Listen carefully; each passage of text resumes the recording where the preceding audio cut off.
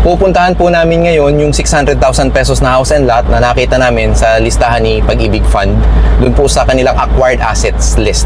Ang address po nito, ang lokasyon ay dun po sa Sampaloc, Tanay, Rizal, which is okay nga po yung lokasyon kasi dun po sa Sampaloc, Tanay, kahit na mainit ngayon summer, malamig pa rin ang feels. Although makikita nyo po na meron siyang picture doon na pwede nyong i-click para ma-view, hindi po sapat yun eh.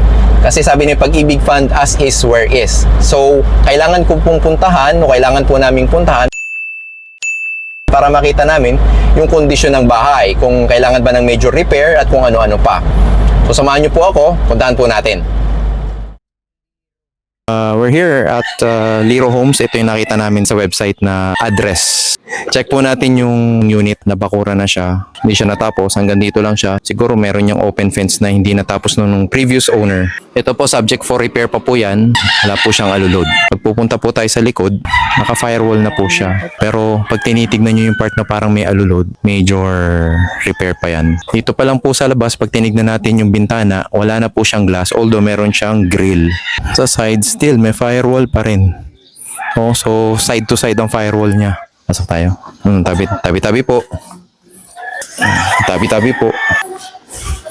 So, upon entering, pag tinignan po natin yung bubong, wala po siyang kisame. Meron po siyang butas na kailangan ipa-repair. Malaki po yung bubong niya.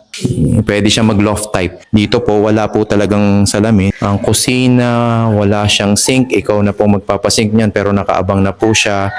Tapos ang mga wall sockets po, abang na rin po siya. Wall socket dito. Sa ang banyo po, walang toilet. Pero nakaabang na po yung butas. Imbornal man tawag dyan. Ito po, may kabang. Wala po siyang pinto mga partner. So papagpintuan nyo po yan. Tingnan po natin yung likod na bakuran. As you can see, masukal. Kayo na po ang bahala mag-trim yan kung anong gusto nyong trim. Simple landscape. Ngayon po ang katanungan, can I turn this into a rental property? Location is one of the factors to be considered. Schools and churches are all just 10 minutes away. Restaurants, coffee shops, resorts, at mga camping sites ay malalapit lang din. Kaya lang po, Tanay General Hospital is 30 minutes away. Nagtanong-tanong po ako at meron po akong kaibigan na nakatira sa Tanay. Sabi po niya, since this is a corner lot, single detached, at pwedeng gawa ng 1 bedroom, pwede daw po itong mapaupahan for up to 6,000 pesos monthly. Pero bago mapaupahan, syempre, kailangan po nito ng mga serious repairs. So I reached out to UM Construction Services through their FB page to give me a pricing on well-needed repairs. Medyo nakakagulat nga lang po yung quotation nila sa akin. Just for repairs alone, aabot po pala ito ng 500,000 pesos. So kunwari po pinatulan ko ito.